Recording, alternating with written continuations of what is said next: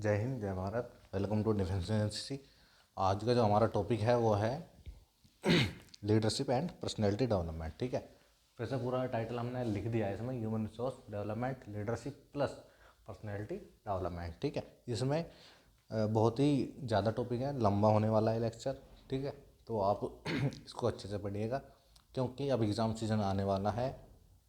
आपकी पेपर की डेट जो है कभी भी अनाउंस की जा सकती है। ठीक है, और जैसे कि आप कहते हैं कि हमें आवाज़ का इशू है, क्वालिटी का इशू है, तो ऐसा कुछ भी इशू नहीं है। आप ईयरफोन लगा के देख सकते हैं, क्वालिटी अपने फ़ोन से बढ़ा सकते हैं। ठीक है, तो चलिए हम जो है आज का अपना टॉपिक शुरू करेंगे। और उससे पहले आज हमने ग्रुप में मैसेज डाला है क्योंकि हमारे पास लगभग 7 से 8 ग्रुप है और उनमें से कोई भी जो बच्चा है वो क्लास नहीं करता है, तो हमने उसको आज ग्रुप से हटा दिया है। ठीक है, अगर आप भी क्लास नहीं करेंगे तो हम आपको भी डेफिनेटली हटा देंगे ग्रुप से। ठीक है, तो हमने ये क्राइटेरिया इसलिए रखा है क्योंकि अब एग्ज़ाम सीज़न नज़दीक आ रहा है, कभी भी डेट अनाउंस की जा सकती है, इसीलिए आप अपना तैयारी करें। ठीक है, और जैसा भी है अपना आप तैयारी करें, बुक से या कहीं से भी आप तैयारी करें। ठीक है, ऐसा नहीं है हमारे भरोसे बैठे रहें आप या किसी दूसरे के भरोसे, अपने आप पे खुद पे भरोसा रखें। आप अपने खुद से हैंड रिटन नोट्स बनाएं, हम आपको पढ़ाई देते हैं सारा लेक्चर।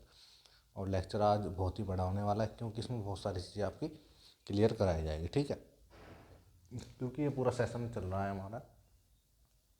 आज का जो टॉपिक है वो आपको सभी को पता है, लीडरशिप और पर्सनैलिटी डेवलपमेंट। बहुत सारे क्वेश्चन बनेंगे इसमें, बहुत ही बड़ा पार्ट मेरे ख्याल से आता है, 60-65 के लगभग जो है इसमें नंबर का आता है। तो वो सब आज हम डिस्कस करने वाले हैं। और उससे पहले हम बहुत सारी चीज़ें भी डिस्कस करेंगे, जैसे कि आप किस तरह से तैयारी कर सकते हैं। बहुत सारी वीडियो हमने पहले भी डाल रखी है, तो वो भी आप देख सकते हैं। ठीक है, वहाँ से आप लोग अपनी चीज़ें क्लियर कर सकते हैं। ठीक है, और आप कुछ भी ऐसा ना छोड़ें कि हम ये नहीं पढ़ेंगे हम। ठीक है, तो आप कुछ भी ना छोड़ें, अक्सर वही पूछ ले आता है जो कि हम छोड़ कर जाते हैं। ठीक है, तो आप अपना तैयारी करें और हो सके तो ज़्यादा से ज़्यादा आप पढ़ें, ज़्यादा से ज़्यादा बुक पढ़ें, ज़्यादा से ज़्यादा प्रैक्टिकल करें क्योंकि प्रैक्टिकल भी 150 नंबर का आपका होता है बी और सी के अंदर। ठीक है, और आपके टॉपिक सारे क्लियर होने चाहिए, आपको लिखना आना चाहिए, कैसे लिखना है आपको। ठीक है, और एनो सर से भी आप पूछ सकते हैं सर किस तरह का पेपर आता है। अगर आपके पास सैम्पल पेपर नहीं है तो आप हमारे से लीजिए, हमारे पास 6 सैम्पल पेपर है, 3 बी के और 3 सी के। तो सैम्पल पेपर से आपको थोड़ा आइडिया मिल जाएगा। ठीक है, बाकी आपको अपने ऊपर डिपेंड रहना है, किसी के ऊपर डिपेंड नहीं रहना है। और अपना आप तैयारी करें। ठीक है, और अपना कॉन्फिडेंस और मोटिवेशन ऐसे ही आप बनाए रखें। तो चलिए आज हम अपना जो है टॉपिक शुरू करते हैं क्योंकि हैंडबुक का जो सेशन है उसका ये 14 चैप्टर है आज का। और इसके बाद लगभग हम आज की आधी बुक आपकी कंप्लीट हो जाएगी। ठीक है, इसके बाद हम कोई भी चीज़ रिपीट नहीं करेंगे। ठीक है, अगर हमने आज पर्सनैलिटी डेवलपमेंट पढ़ लिया तो पढ़ लिया, we will not repeat this video और दिस टॉपिक टू। हम कुछ भी रिपीट नहीं करेंगे। ठीक है, तो आज का जो टॉपिक है बहुत ही बढ़िया होने वाला है। और अपने गुरुजनों से, अपने जो भी आपसे मतलब जिनको आप समझते हो उनसे आप मिलते रहें। ठीक है, क्योंकि उनसे आप लोगों को बहुत चीज़ें जो है सीखने को मिलती है। हम लोग ऐसे ही सीख सीख कर ही बड़े होते हैं, चाहे वो हम किसी से भी सीखें। ठीक है, तो चलिए हम आपका आज का जो टॉपिक है वो शुरू करते हैं।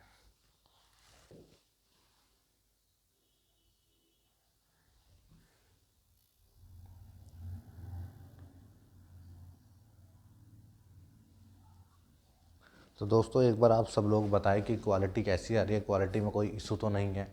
क्वालिटी का आप सबसे पहले हमें बताएं कि क्वालिटी कैसी आ रही है, आवाज़ साफ़ आ रही है या नहीं आ रही है, तो फिर हम उसके बाद अपना स्टार्ट करते हैं।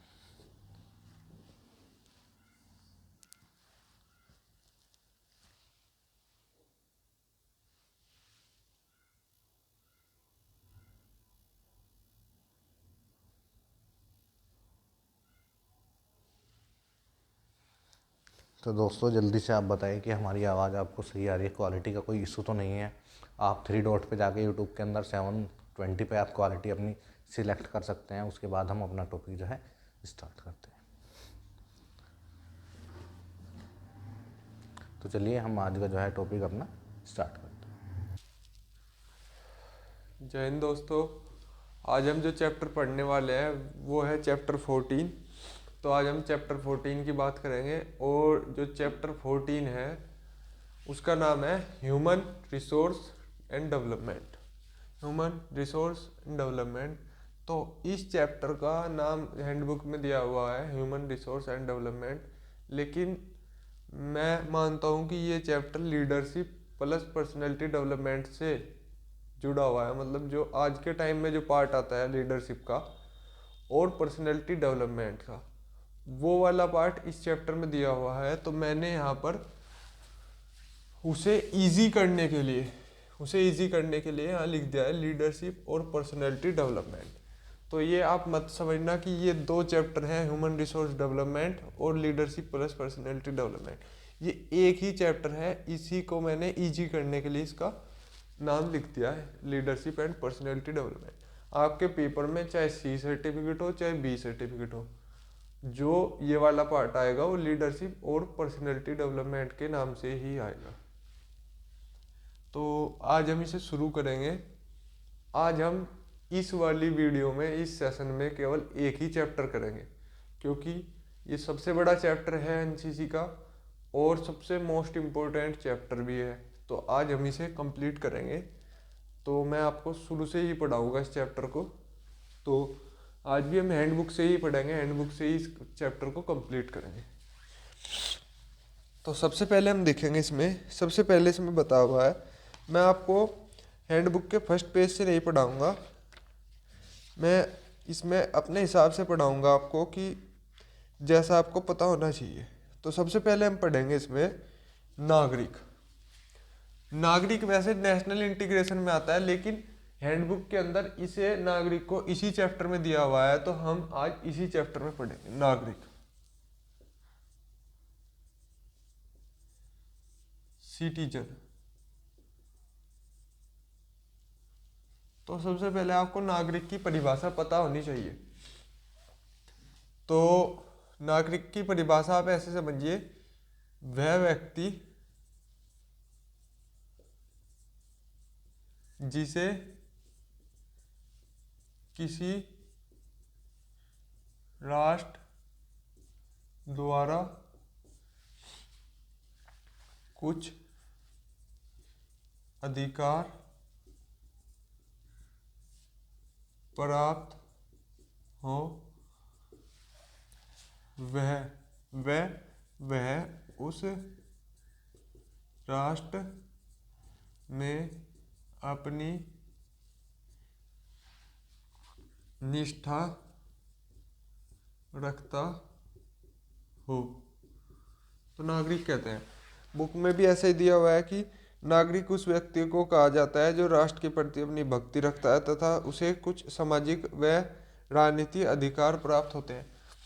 तो दोस्तों, अगर कोई एक नॉर्मल पर्सन है और एक सिटीजन है किसी नेशन का या कंट्री का, तो उसमें यही अंतर होता है कि जो उस कंट्री का सिटीजन नहीं है उसे तो वे अधिकार प्राप्त नहीं होंगे। कुछ अधिकार प्राप्त होते हैं लेकिन सभी अधिकार नहीं प्राप्त होते। लेकिन जो सिटीजन है उस कंट्री का, उसे सभी अधिकार प्राप्त होते हैं। तो मैंने आपको डेफिनेशन बता दी है कि नागरिक की क्या परिभाषा होती है। फिर हम देखेंगे कि नागरिक को कौन कौन से अधिकार प्राप्त हैं। नागरिक के मौलिक अधिकार देखेंगे हम। नागरिक के मौलिक अधिकार। अगर दोस्तों आप हमारे चैनल से पहले से ही जुड़े हो तो आप, अभी हमने कुछ टाइम पहले एक वीडियो डाली थी, 1 या 1.5 मिनट की वीडियो थी, जिसमें हमने लीडरशिप और पर्सनैलिटी डेवलपमेंट के टॉपिक लिखवाए थे।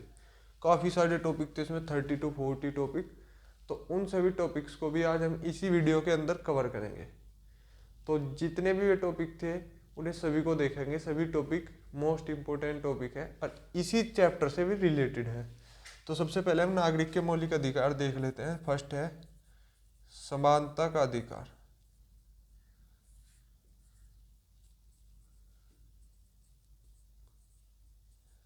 इसका मतलब होता है सभी व्यक्ति समान है, किसी में ऊंच नीच कोई नहीं है, सभी समान है।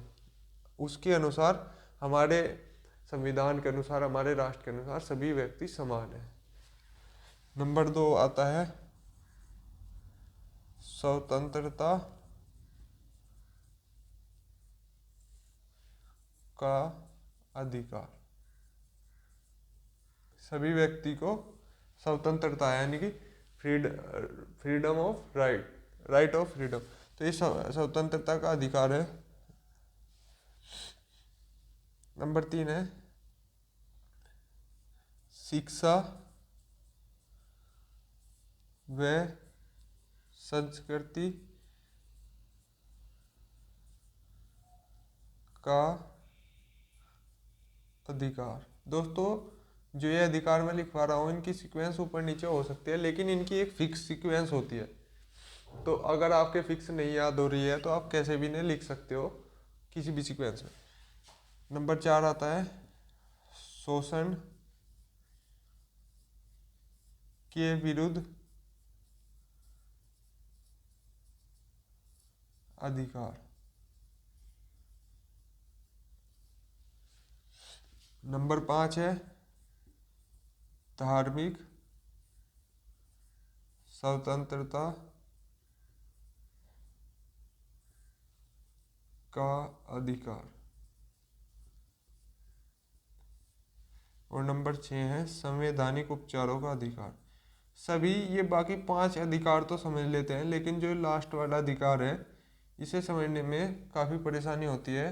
तो इसका भी मैं आंसर बताऊंगा कि जो संवैधानिक उपचारों का अधिकार है, ये वो अधिकार है जो इन बाकी 5 अधिकारों की रक्षा करता है। तो ये इन बाकी 5 अधिकारों की रक्षा करता है, इसे बोलते हैं संवैधानिक उपचारों का अधिकार। तो ये मैंने आपको 6 मौलिक अधिकार लिखवाए हैं। इसमें पहले 7 मौलिक अधिकार होते थे, संपत्ति का अधिकार, लेकिन उसे हटा दिया गया था और उसे दूसरे अधिकारों में सम्मिलित किया गया था। मौलिक अधिकार अभी 6 हैं प्रेजेंट टाइम में, तो आप इसे नोट कर सकते हैं।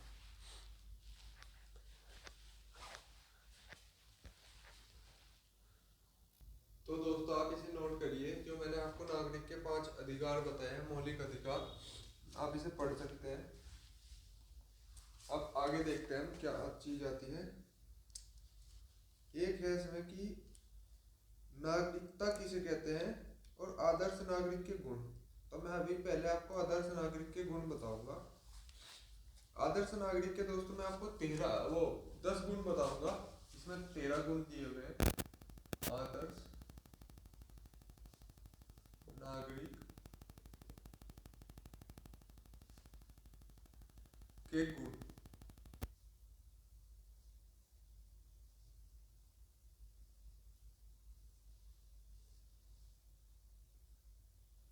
सबसे पहला है देशभक्ति।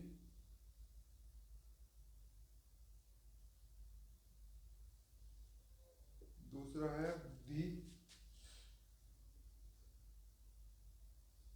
नंबर 3 है संयम, आत्मसंयम।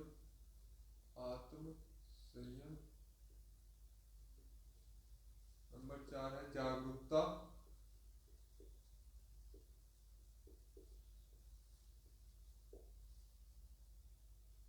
उत्तम स्वास्थ्य।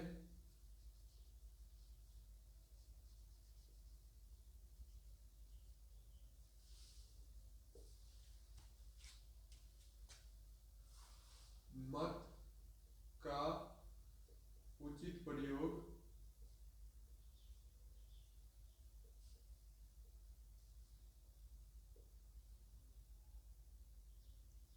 परिश्रमी।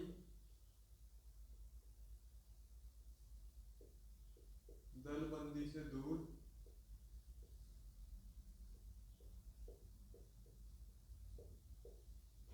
परोपकारी।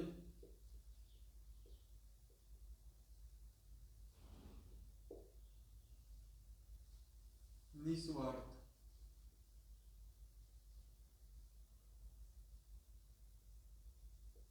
तो दोस्तों, मैंने आपको आदर्श आदर्श नागरिक के 10 गुण बताए हैं। आदर्श नागरिक के 10 गुण आपको पता होना चाहिए। ये पूछ लिया जाता है कि एक अच्छे नागरिक के क्या गुण होते हैं या आदर्श नागरिक के क्या गुण होते हैं। तो अब हम देखेंगे दोस्तों कि नागरिकता की समाप्ति कैसे होती है। ये क्वेश्चन पूछ लिया जाता है कि नागरिकता की समाप्ति किस प्रकार से होती है, क्योंकि हम जब सी सर्टिफिकेट का पेपर एनालाइज कर रहे हैं या करते हैं तो हम देखते हैं कि उसके अंदर सिटीजनशिप से भी रिलेटेड क्वेश्चन जरूर आता है।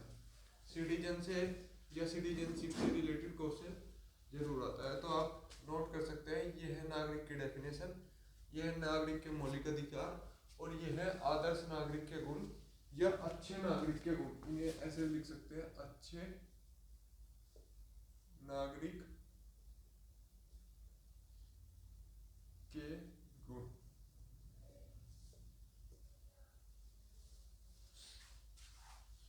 अब हम देखेंगे कि नागरिकता की समाप्ति कैसे होती है। नागरिकता की समाप्ति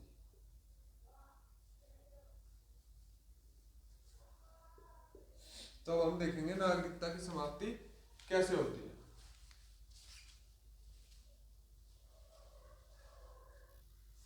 तो दोस्तों अब हम देखेंगे कि नागरिकता की समाप्ति कैसे होती है। तो इसके लिए 3 इसमें पॉइंट दिए हुए हैं कि यदि भारतीय कोई दूसरे देश की नागरिकता ग्रहण कर ले, यदि भारतीय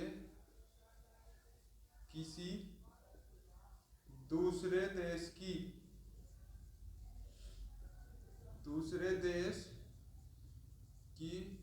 नागरिकता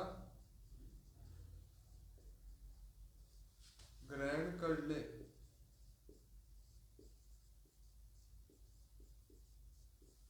नंबर 2 पॉइंट देखते हैं, यदि कोई भारतीय स्त्री किसी विदेशी नागरिक से विवाह कर ले, यदि कोई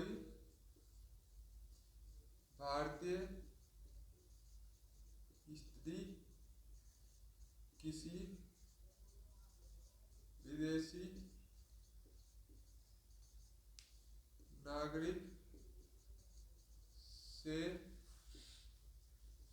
विवाह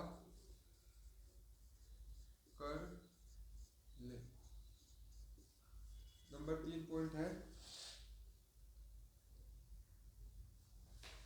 यदि किसी ने देशद्रोह किया हो। तो ये दोस्तों 3 पॉइंट है नागरिकता समाप्ति का। तो आपको पता होना चाहिए कि नागरिकता की समाप्ति कैसे होती है। तो हमारा नागरिक वाला पोर्शन यहीं पर खत्म होता है। आप एक चीज इसमें और भी पढ़ सकते हो, जो नागरिक के मौलिक कर्तव्य होते हैं, 11 कर्तव्य।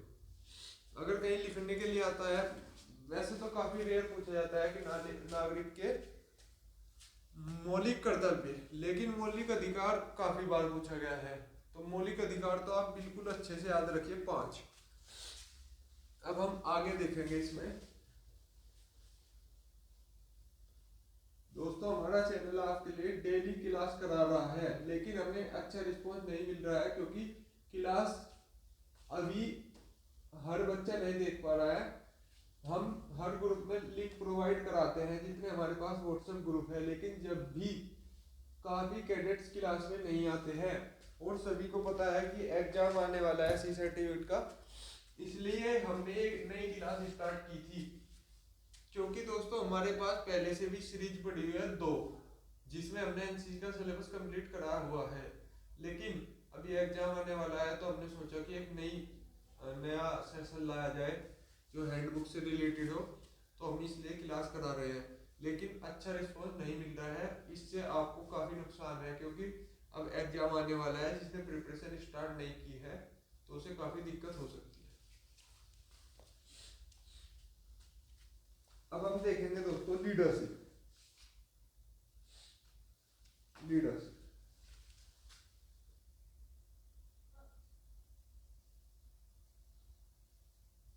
नेतृत्व।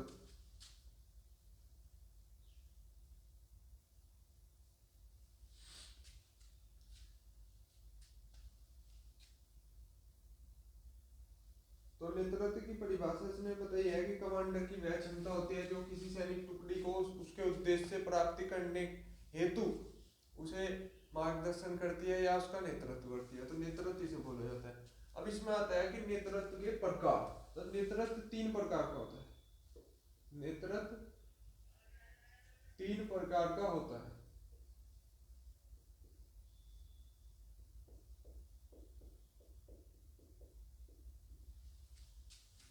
तो कौन कौन सा होता है? सबसे पहले नंबर पर आता है ऑटोक्रेटिक।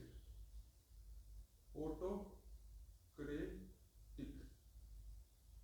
नंबर 2 पर आता है डेमोक्रेटिक।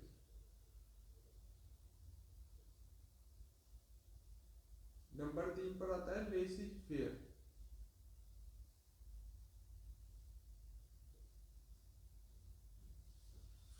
तो ऑटोक्रेटिक, डेमोक्रेटिक और लेसी फेयर। इसके लिए मैं आपको एक नॉर्मल एक फिगर के द्वारा समझाऊंगा कि ये तीनों प्रकार के कैसे होते हैं। क्योंकि मैं आपको यहाँ एक बात और बता दूं कि अगर आपसे पूछा जाता है कि नेतृत्व के प्रकार लिखो तथा उन्हें संक्षिप्त में उनका वर्णन करो या उनका उल्लेख करो, तो आपको तीनों प्रकार लिखकर उन पर फिर एक छोटे छोटे 2-2 लाइन लिखनी होगी।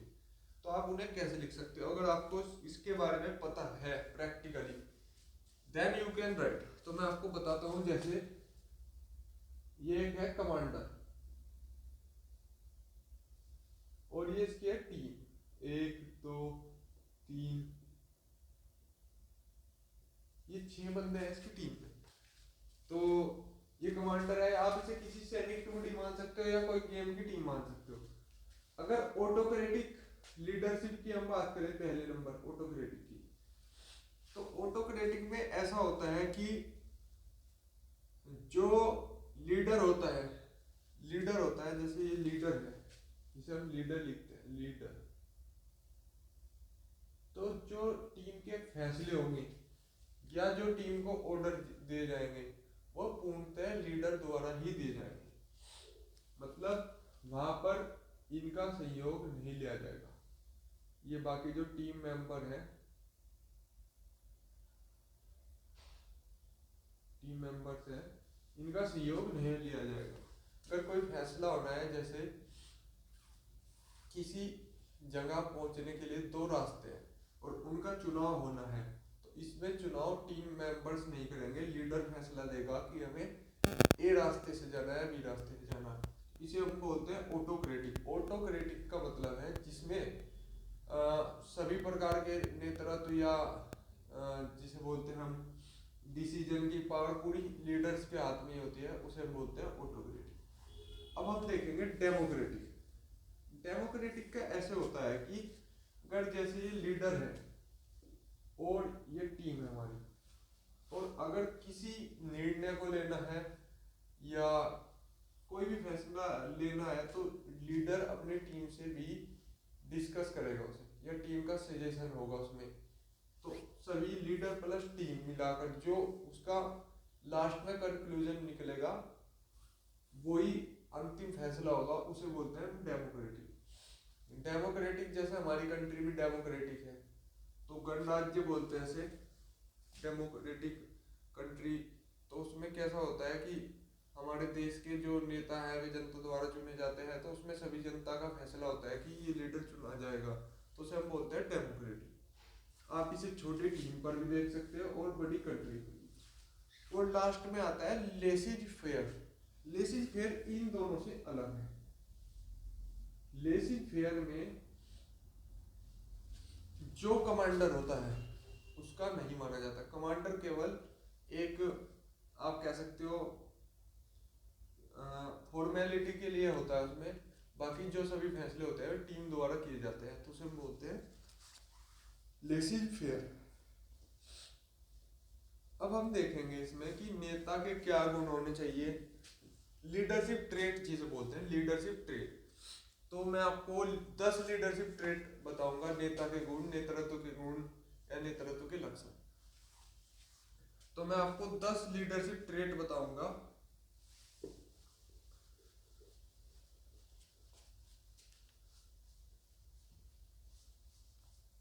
अगर दोस्तों आपका कोई क्वेश्चन होता है तो जो लाइव चैट में चलता है नीचे चैट बॉक्स में आप अपना क्वेश्चन लिख सकते हैं।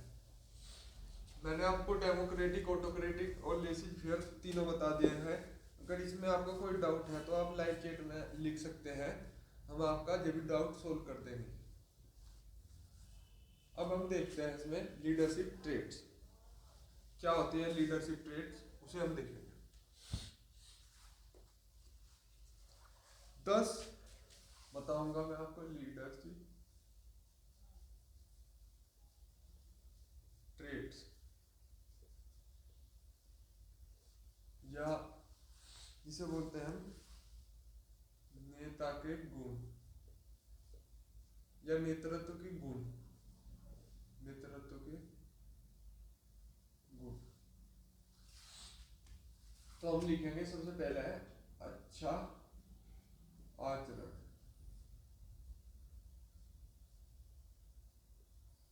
आपका व्यवहार है, जो आपका आचरण है अपने सबॉर्डिनेट या आपके नीचे काम करने वाले व्यक्तियों के साथ अच्छा होना चाहिए। उससे नेतृत्व और भी अधिक प्रभावी होता है। मैं आपको इसके बारे में थोड़ा थोड़ा बताता भी चलूंगा साथ के साथ, क्योंकि अगर ये वाला क्वेश्चन आता है तो आपको केवल ये पॉइंट नहीं लिखने हैं, इनके साथ आपको इन्हें डिस्क्राइब भी करना है। सिंगल लाइन कर सकते हो या डबल लाइन। डबल लाइन जितना स्पेस पेपर में नहीं होता तो आप सिंगल लाइन में इन्हें डिस्क्राइब कर सकते हो। नंबर 2 पर आता है करेज, जिसे बोलते हैं हम साहस। अब साहस किसे बोला जाता है? अगर कोई भयंकर स्थिति है या डरावनी स्थिति उत्पन्न है तो उसमें अगर नेता पहल करके कोई कदम उठाता है या स्वयं ही कोई आगे बढ़ने का फैसला लेता है तो उसे हम बोलते हैं साहस। जैसे नॉर्मली देख सकते हो, अगर कोई मिलिट्री सिचुएशन है, सामने से फायर आ रहा है और पूरी टुकड़ी सैनिक टुकड़ी बैठी है और नेता स्वयं उठकर दुश्मन पर फायर करता है तो इसे हम बोलेंगे साहस, करेज।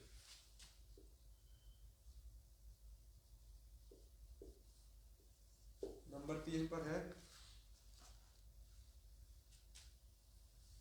निर्णयता।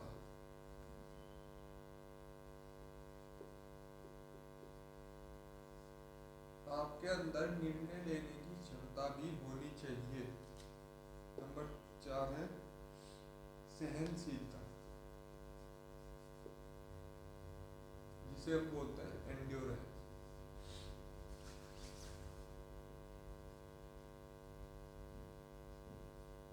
सहनशीलता फिजिकली एंड्योरेंस भी हो सकती है, या पर मेंटली भी सहनशीलता होनी चाहिए, क्योंकि कई बार आपकी टीम में ऐसी सिचुएशन उत्पन्न हो सकती है कि आपके टीम मेंबर आपसे न एग्री हो, तो उस समय आपको सहनशील होना काफी आवश्यक है। तो सहनशीलता बहुत ही बड़ा गुण माना जाता है नेतृत्व में।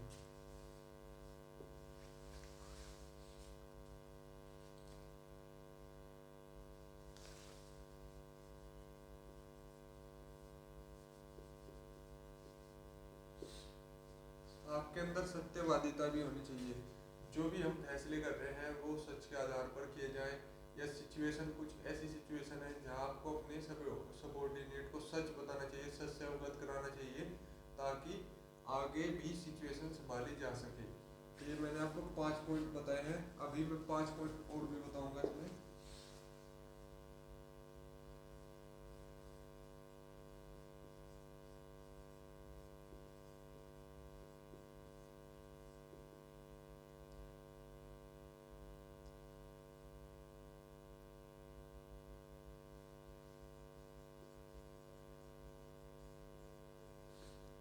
अब आप सोच रहे होंगे कि यहाँ सत्यवादिता है, यहाँ सत्यनिष्ठा है, लेकिन ये दोनों वर्ड अलग है। इसे तो हम बोलते हैं ट्रूथफुलनेस और इसे बोलते हैं लॉयल्टी। लॉयल्टी यानी कि वफादारी। आपको अपने अधिकारियों के प्रति या अपने जवानों के प्रति भी सत्यनिष्ठ रहना है, लॉयल रहना है।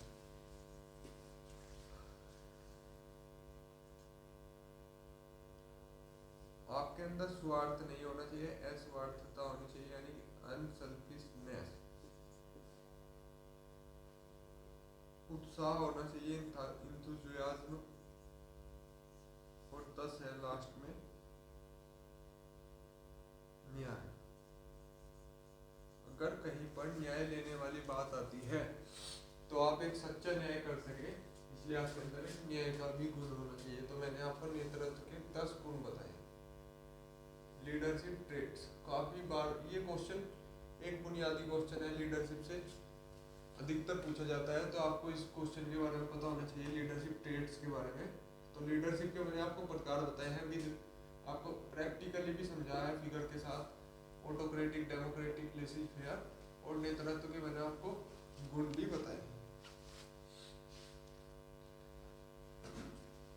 अब मैं आपको प्रभावी नेतृत्व के 5 सिद्धांत भी बताऊंगा कि प्रभावी नेतृत्व के क्या 5 सिद्धांत।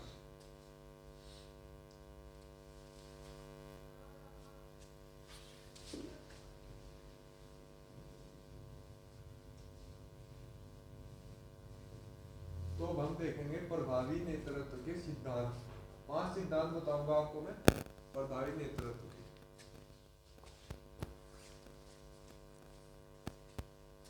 हम पढ़ रहे हैं पेज नंबर 233, 233। तो प्रभावी नेतृत्व के सिद्धांत बताऊंगा। प्रभावी नेतृत्व के सिद्धांत। नंबर 1, अपने कार्य को अच्छी तरह से जानना तथा सक्षम होना। अपने कार्य को अच्छी तरह से जानना तथा सक्षम होना। नंबर 2, आदर्श प्रस्तुत करना। नंबर 3, अपने अधीनस्थों, अधीनस्थ उन्हें बोलते हैं जो हमारे नीचे काम कर रहे हो या जिनके हम लीडर हो, सबॉर्डिनेट। अपने अधीनस्थों को जानना। आपको अपने सबॉर्डिनेट्स के बारे में पता होना चाहिए अगर आप किसी टुकड़ी या टीम के लीडर हैं। अधीनस्थों को उनकी क्षमता अनुसार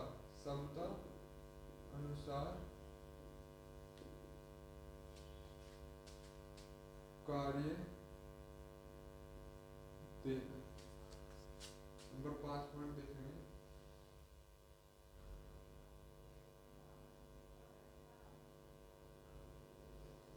सही निर्णय लेना। तो आप इन्हें नोट करिए कॉपी में, क्योंकि मैंने कुछ इनमें कुछ को आपको जो पॉइंट लिखवाए हैं बुक से थोड़े मॉडिफाई से करके लिखवाए हैं। बुक में जो दिए हुए थे उन्हें थोड़ा इजी करके लिखवाया है। तो आप इन 5 पॉइंट को अपनी नोटबुक में नोट कर सकते हैं। क्योंकि दोस्तों बुक तो आपके पास पहले भी है हैंडबुक, लेकिन हमने हैंडबुक सेशन इसलिए लाए हैं क्योंकि हैंडबुक पहले से ही एक तो इजी बुक है और हम इसे और भी इजी करने के लिए हैंडबुक सेशन लाए हैं।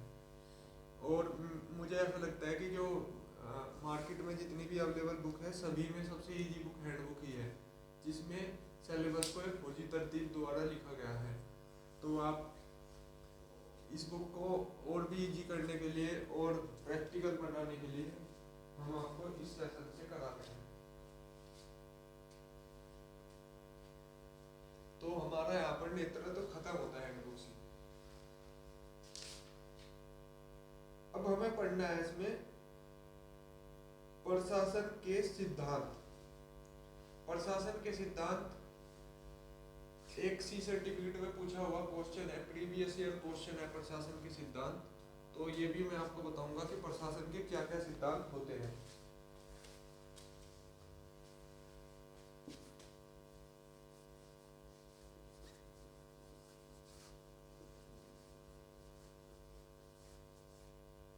अगर दोस्तों आप इससे अलग भी कोई और सेशन चाहते हो, डिफेंस से रिलेटेड, आर्मी नेवी एयरफोर्स से रिलेटेड आपको नॉलेज की वीडियो चाहिए, तो आप हमें इसमें कमेंट सेक्शन में कमेंट कर सकते हो। तो हम आपके लिए वह वीडियो भी बनाएंगे और आपको अवेलेबल कराएंगे यूट्यूब पर। क्योंकि दोस्तों आपको आपकी सेना के बारे में पता होना चाहिए, because you are a part of army या नेवी एयरफोर्स। तो आपको उसके बारे में पता भी होना चाहिए कि नेवी का कैसे कार्य है, क्या काम करती है, आर्मी के क्या क्या फंक्शन है, क्या क्या काम करती है सेना।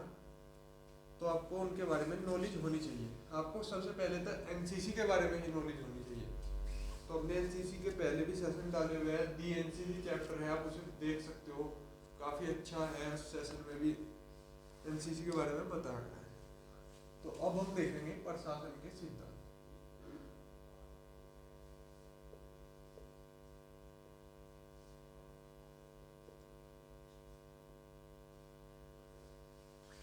तो प्रशासन के 4 सिद्धांत हैं। दूरदर्शिता,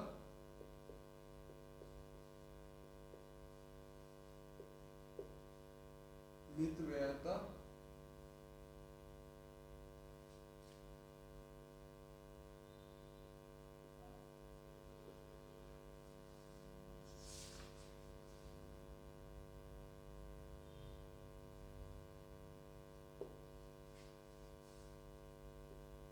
पांच सिद्धांत है प्रशासन की सरलता और सहयोग।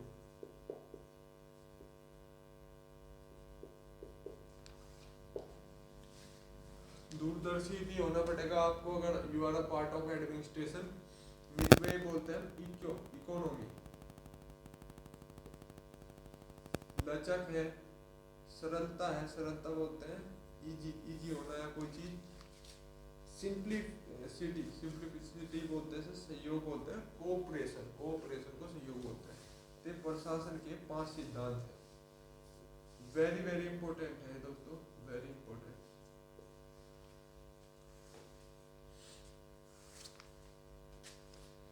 तो अब हम देखेंगे कि सेनाओं में क्या क्या प्रथाएं होती है। कस्टम्स इन आर्मर्ड फोर्सेस, कस्टम्स इन आर्मर्ड फोर्सेस। तो मैं आपको सेनाओं की प्रथाओं के बारे में भी यहाँ बताऊंगा हैंडबुक के अनुसार कि सेना के अंदर क्या क्या प्रथा होती है।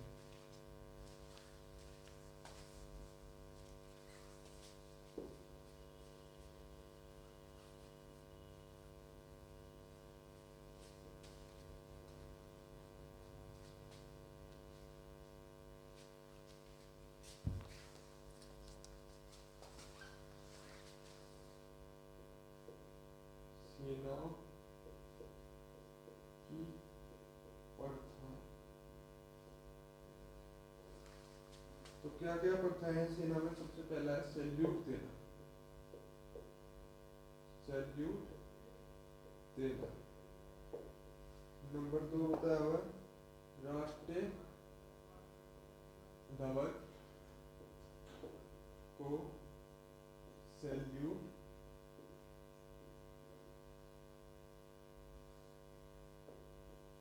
राष्ट्रगान होता है जो दोस्तों राष्ट्रगान का सम्मान करना।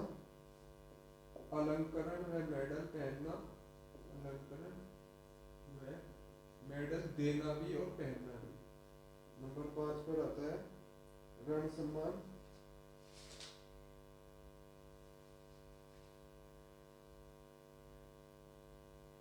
रण सम्मान।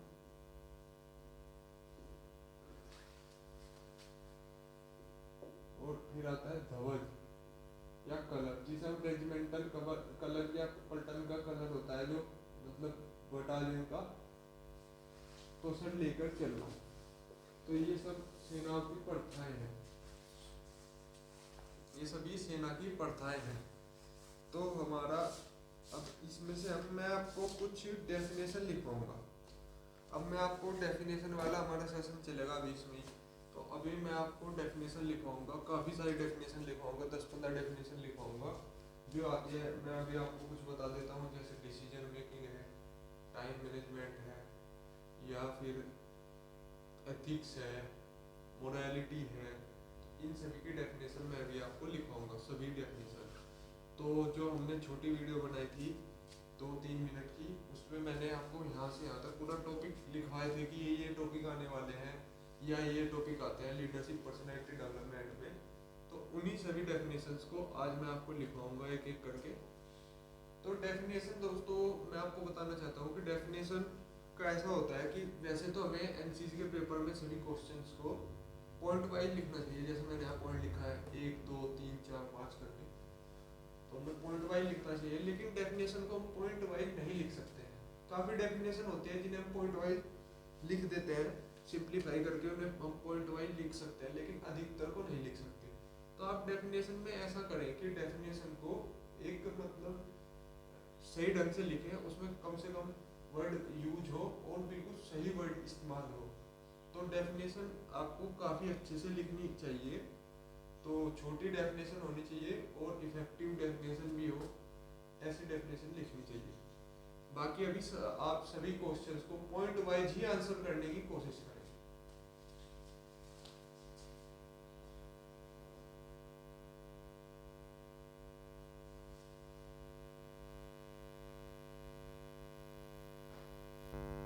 तो दोस्तों अब हम देखेंगे पर्सनैलिटी एंड पर्सनैलिटी डेवलपमेंट। तो पर्सनैलिटी डेवलपमेंट के बाद में मैं आपको कुछ एक डेफिनेशन लिखवाऊंगा, वो आपको पता होनी चाहिए। जैसे मैं आपको लिखवाऊंगा डिसिप्लिन की, मोरल की, टाइम मैनेजमेंट, ये सभी डेफिनेशन लिखवाऊंगा जो आपको पता होनी चाहिए।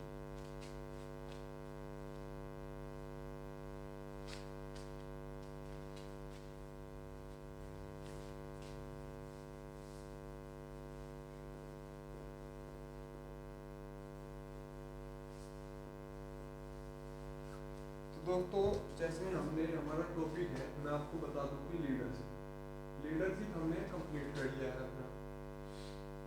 तो लीडरशिप हो गया हमारा कंप्लीट, और सिटीजन भी हमने कंप्लीट कर लिया है। सिटीजन के क्या क्या सेनाओं की प्रथाएं भी कंप्लीट कर लिया है। तो अब हम देखेंगे व्यक्तित्व।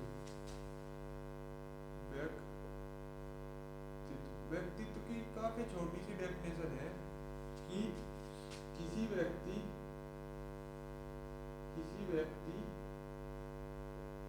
के सभी गुणों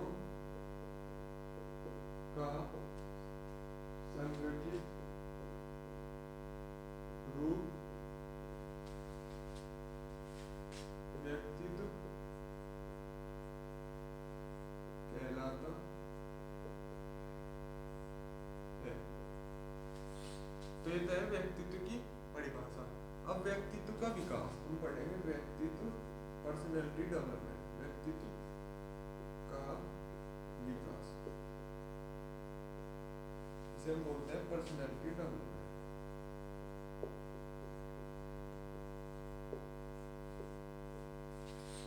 तो व्यक्तित्व का विकास कैसे होता है मैं बुक के हिसाब से बताऊंगा आपको। तो व्यक्तित्व का विकास करने के लिए कुछ एक पॉइंट बताए हुए हैं, मैं आपको जितने पॉइंट है सभी लिखवा देता हूँ। जैसे निर्णायक होना,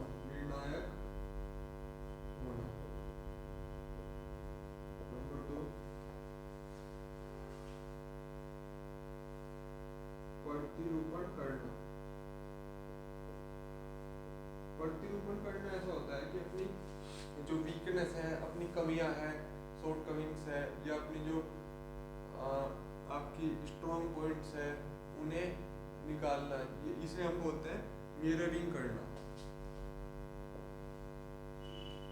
प्रसन्नचित्ता यानी कि खुश रहना। विश्वसनीयता, विश्वसनीय है। स्पष्टता,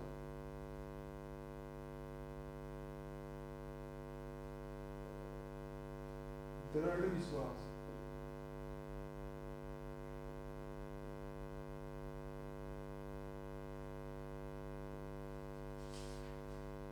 सकारात्मकता, सकारात्मकता या सकारात्मक रहना, नेतृत्व कौशल,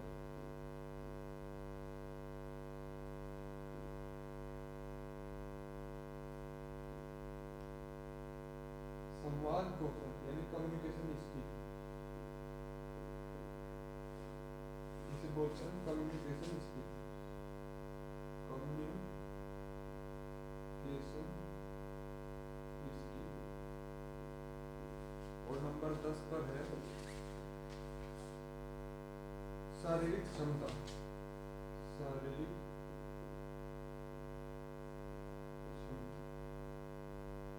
फिजिकल एबिलिटी। तो ये सभी है व्यक्तित्व और व्यक्तित्व का विकास। ये आपको लिखना है, अभी से जो मैं लिखवा रहा हूँ उसे पूरे को नोट करते हुए चलिए। तो ये है व्यक्तित्व और व्यक्तित्व का विकास। आप इसे नोट करिए जल्दी से, फिर हम नेक्स्ट टॉपिक देखते हैं। इसमें कोई डेफिनेशन लिखवाऊंगा मैं आपको।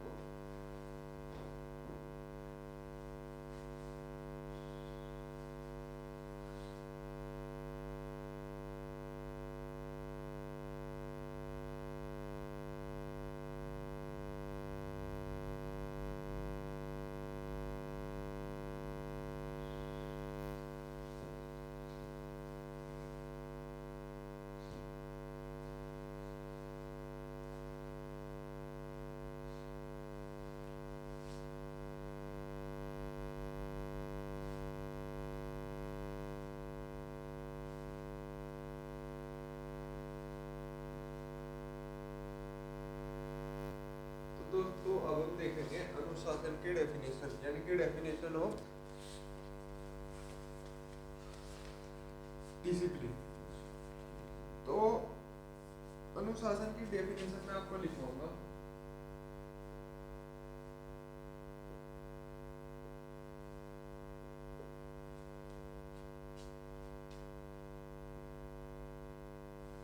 तो यहाँ लिखते हैं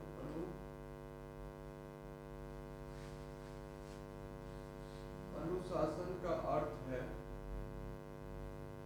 अनुशासन का अर्थ है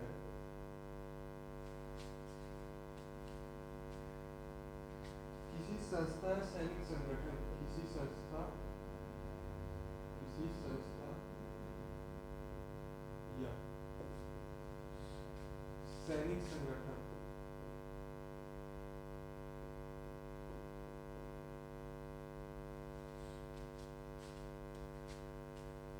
के नियमों व कानूनों को मानना व उनका अनुकरण करना।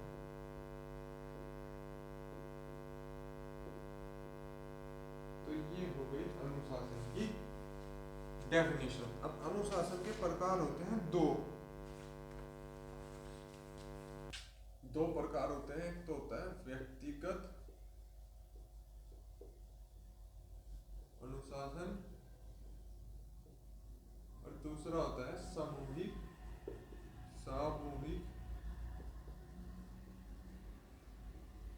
अनुशासन। तो ये हो गया हमारा अनुशासन का। अनुशासन अगर आप देखते हो तो अनु का मतलब होता है अनुकरण करना और शासन का मतलब होता है नियम। तो नियमों का अनुकरण करना अनुशासन की परिभाषा है, यह अनुशासन का अर्थ है। तो आप इस डेफिनेशन को नोट कर सकते हो। नेक्स्ट डेफिनेशन हम देखते हैं मनोबल की। अब हम देखेंगे मनोबल।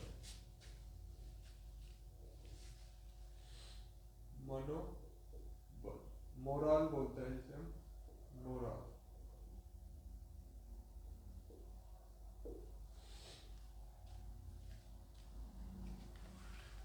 मनोबल एक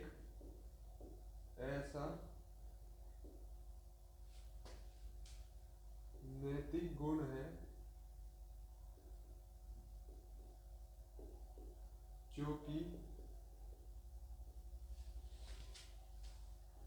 मानसिक शक्ति से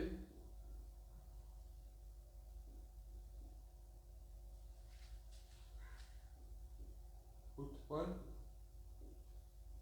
होता है।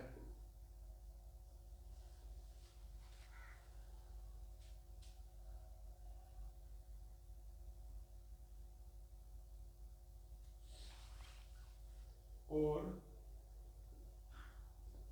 मनोबल का अर्थ है,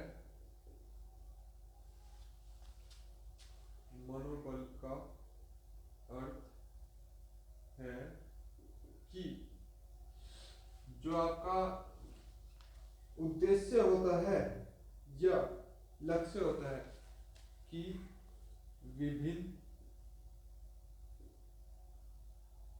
बाधाएं बाधाएं जिन्हें हम बोलते हैं रुकावटें रुकावटें होते हुए भी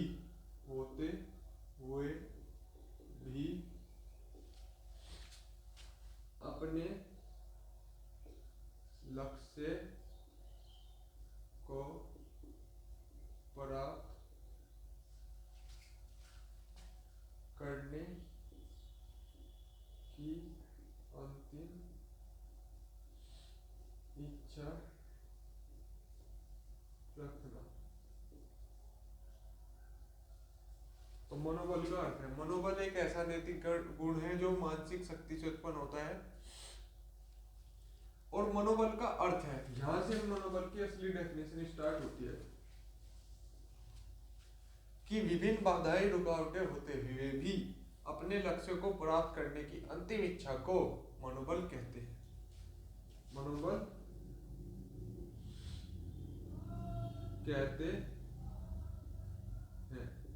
तो आप इसे कैसे लिख सकते हैं? आप इसे ऐसे लिख सकते हैं कि आप पूरी डेफिनेशन लिखिए, फिर यहाँ नंबर 1 पॉइंट डालिए कि मनोबल एक नैतिक गुण है, नंबर 2 पॉइंट डालिए कि जो कि मानसिक शक्ति से उत्पन्न होता है। तो आप इसे ऐसे लिख सकते हो और ऊपर अपनी डेफिनेशन, या आप पूरे ऐसे पैरा में भी लिख सकते हैं, पैराग्राफ में भी, कि मनोबल की ये अर्थ होता है। तो मैंने आपको अनुशासन की परिभाषा बताई, मनोबल की परिभाषा बताई, प्रशासन के सिद्धांत बता दिए हैं। अब हम देखेंगे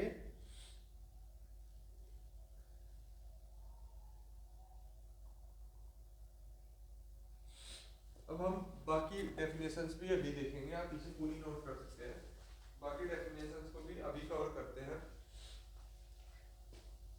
और आगे अभी इतना बड़ा नहीं रहा है चैप्टर, आपको मुझे बस 3-4 डेफिनेशन और लिखानी है, फिर हम अपना ये सेशन कंप्लीट करते हैं।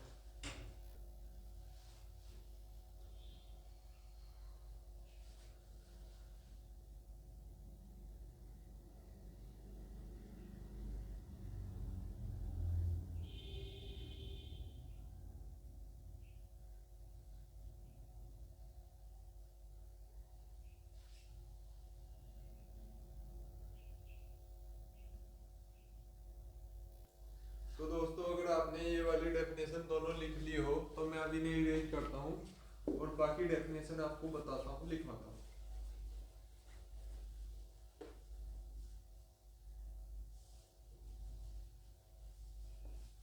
ये वे क्वेश्चन बता रहा हूँ मैं आपको, वे डेफिनेशन लिखवा रहा हूँ जिन्हें आप सोचते हो कि पेपर में आने पर ये सिलेबस से बाहर आई है। तो सिलेबस से बाहर कुछ नहीं आ रहा है, ये आपके सिलेबस में ही है, आपकी बुक में ही है, बस आपका ध्यान इन पर नहीं जाता या आप इन्हें नहीं पढ़ते, वो बात अलग है। तो मैं आपको आज उन्हीं डेफिनेशंस को लिखवा रहा हूँ।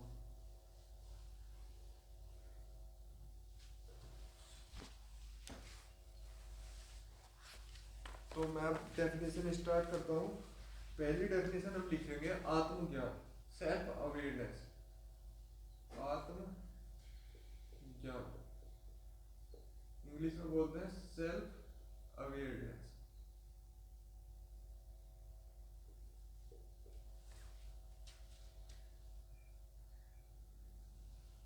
स्वयं को जानना, स्वयं को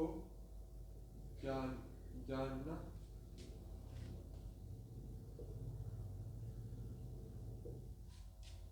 अपने चरित्र, अपने स्वयं को जानना नहीं, मैं आपको थोड़ी इसको गलती हो गई,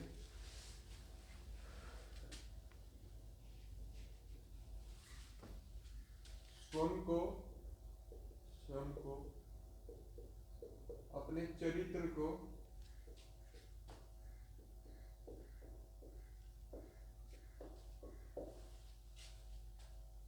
अपनी शक्तियों और कमजोरियों को, अपनी शक्तियों का मतलब है स्ट्रॉन्ग पॉइंट और कमजोरियों का मतलब है शॉर्ट कमिंग, शक्तियों और कमजोरियों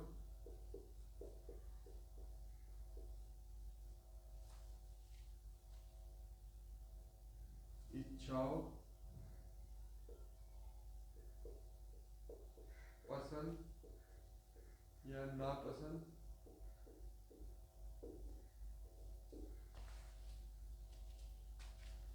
तथा कौशल को जानना ही आत्मज्ञान है, सेल्फ अवेयरनेस, अवेयरनेस। तो ये तो है सेल्फ अवेयरनेस की डेफिनेशन। स्वयं को, अपने चरित्र को, अपनी शक्तियों और कमजोरियां, शक्तियां बोलते हैं हम, मैं यहाँ पर भी इंग्लिश में लिख देता हूँ कि स्ट्रॉन्ग पॉइंट, स्ट्रॉन्ग पॉइंट, और कमजोरी बोलते हैं वीकनेसेस, वीकनेसेस, इच्छाओं विल, पसंद लाइक, डिसलाइक नापसंद, कौशल को जानना ही आत्मज्ञान है, सेल्फ अवेयरनेस।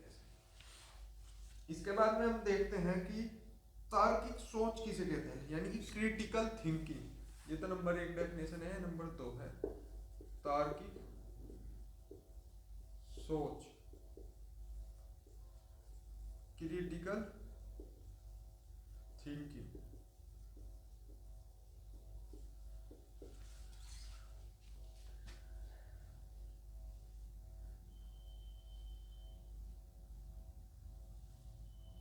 इसका अर्थ है उपलब्ध जानकारी को, उपलब्ध जानकारी को, जानकारी व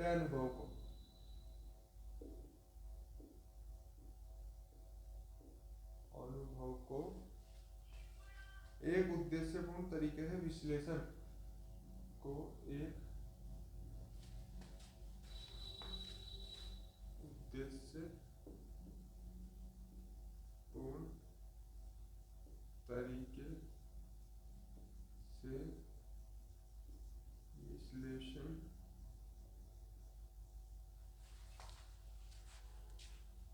करने की क्षमता को, उपलब्ध जानकारी व अनुभव को एक उद्देश्यपूर्ण तरीके से विश्लेषण करने की क्षमता को तार्किक सोच कहते हैं, तार्किक सोच कहते हैं। तो अब मैंने आपको 2 डेफिनेशन और बताई है, नंबर 1 पर है सेल्फ अवेयरनेस, नंबर 2 पर है तार्किक सोच। आप इन्हें नोट कीजिए, अभी और भी डेफिनेशन आपको लिखानी है, 3-4 डेफिनेशन और है बाकी जो आपको लिखानी है।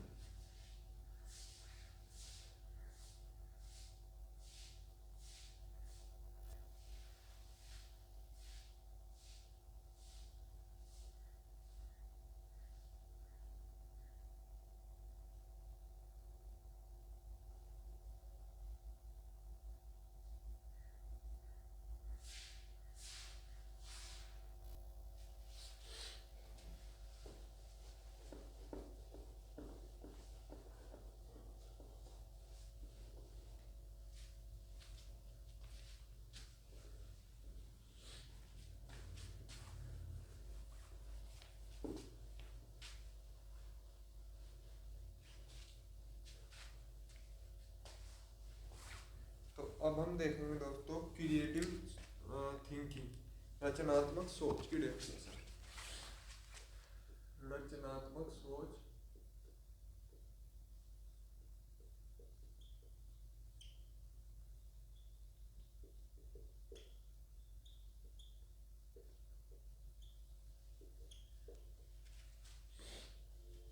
तो क्रिएटिव थिंकिंग बोलते हैं वर्तमान विचारों के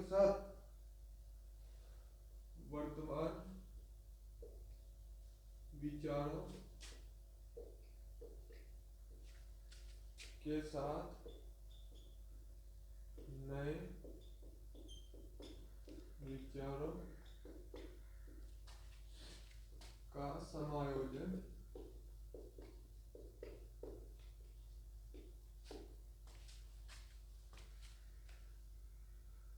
बदलाव तथा पुनर्उपयोग करने की योग्यता। विचारों में बदलाव तथा पुनर्उपयोग यानी कि उन्हीं विचारों को मॉडिफाई करने की योग्यता, पुनर्उपयोग करने की योग्यता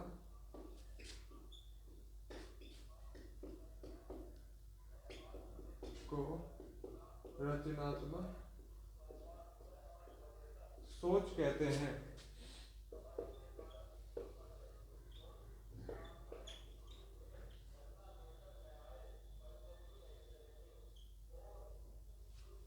तो आप डेफिनेशन लिख सकते हैं। तो रचनात्मक सोच की मैंने आपको डेफिनेशन लिखवा दी है। अब हम देखते हैं निर्णायकता, निर्णयात्मकता, डिसीजन मेकिंग की भी डेफिनेशन पूछी गई है पेपर में। तो इसकी डेफिनेशन है मौजूद विषयों पर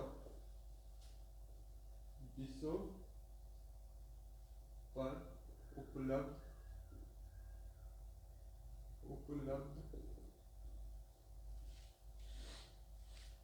जानकारी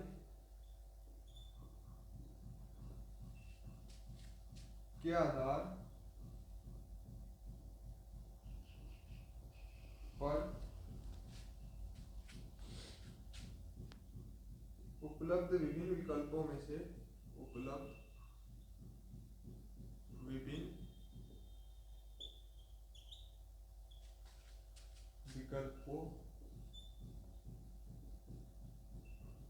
से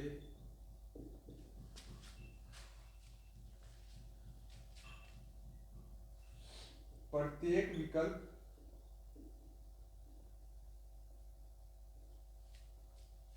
के सकारात्मक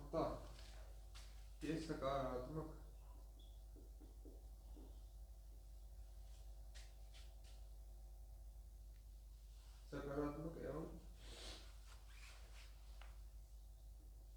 नकारात्मक विकल्पों को ध्यान में रखते हुए सही विकल्प चुनना, या आप लिख सकते हो सही निर्णय लेना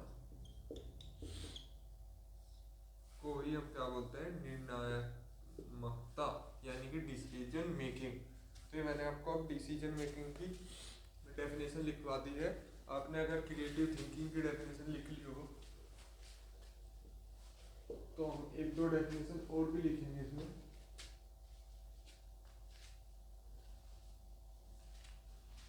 अब हम लिखेंगे इफेक्टिव कम्युनिकेशन की डेफिनेशन, प्रभावी अभिव्यक्ति।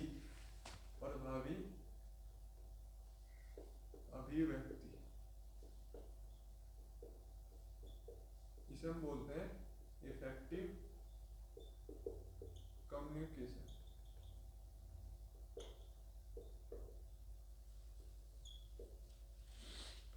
इफेक्ट यह बोलकर, लिखकर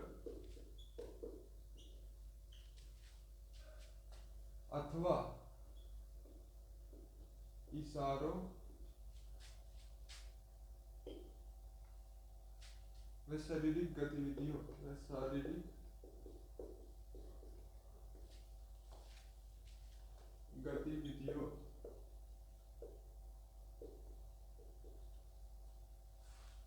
द्वारा सांस्कृतिक रूप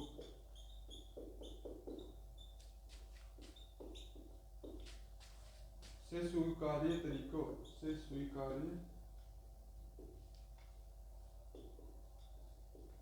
तरीकों द्वारा अभिव्यक्ति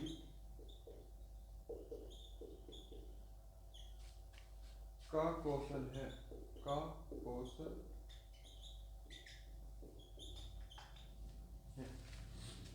तो ये मैंने आपको बताया इफेक्टिव कम्युनिकेशन, ये है डिसीजन मेकिंग। अब हम देखते हैं एक लास्ट लिखेंगे हम, लास्ट डेफिनेशन इसमें।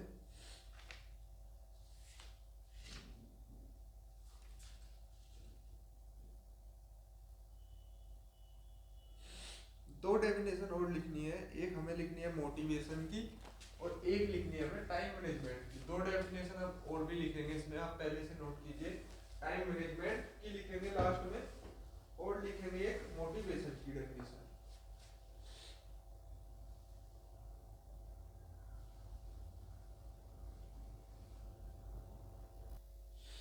तो दोस्तों अब हम लास्ट में दो डेफिनेशन और भी लिखेंगे इसमें, टाइम मैनेजमेंट की और स्ट्रेस मैनेजमेंट।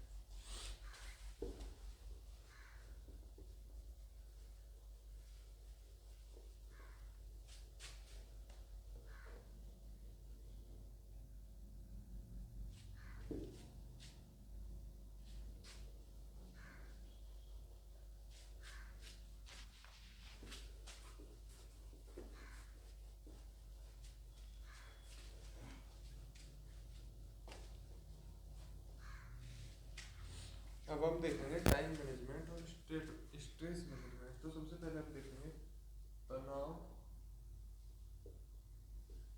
नियंत्रण, स्ट्रेस मैनेजमेंट।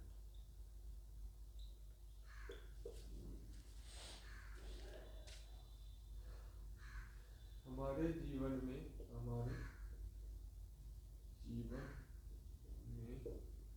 तनाव उत्पन्न करने वाले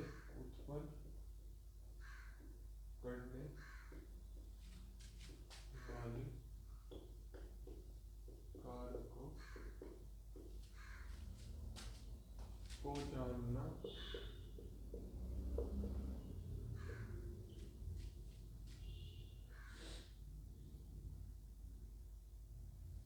तथा यह समझना कि वे कारक हमें कैसे प्रभावित करते हैं,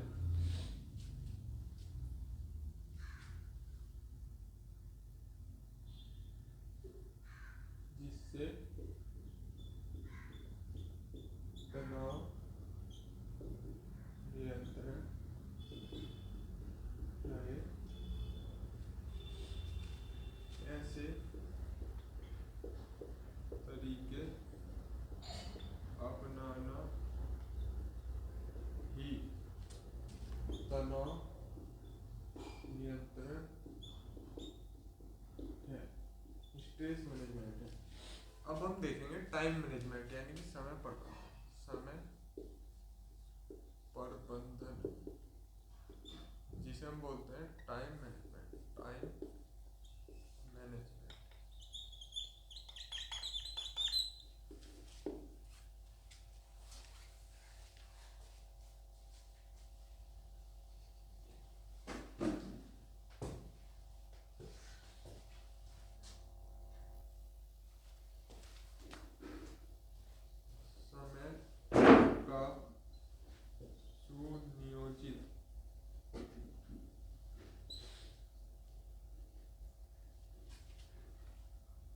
को सुनियोजित करना, जैसे टाइम टेबल बनाकर या शेड्यूल बनाकर ही समय प्रबंधन है।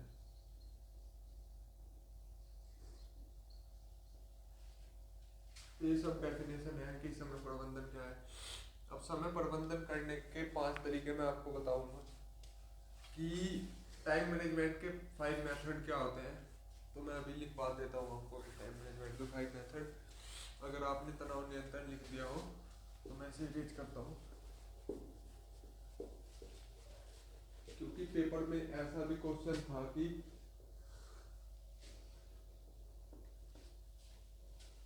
समय प्रबंधन के 5 तरीके लिखो। तो मैं अभी आपको लिखवाता हूँ 5 मेथड कौन से हैं समय प्रबंधन के।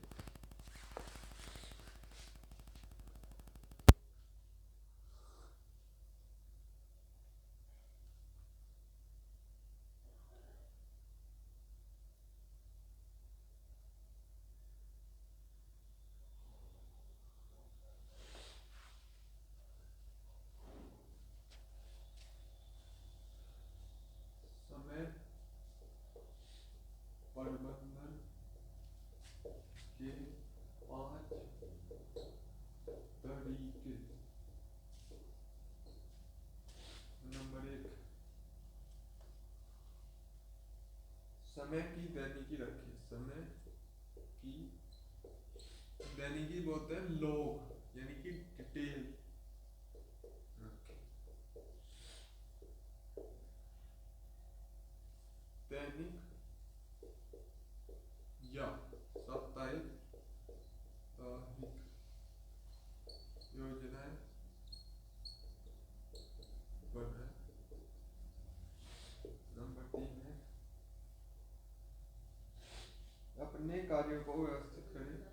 अपने कार्यों को व्यवस्थित करें। नंबर 4, अपने समय का सदुपयोग करें। अपने समय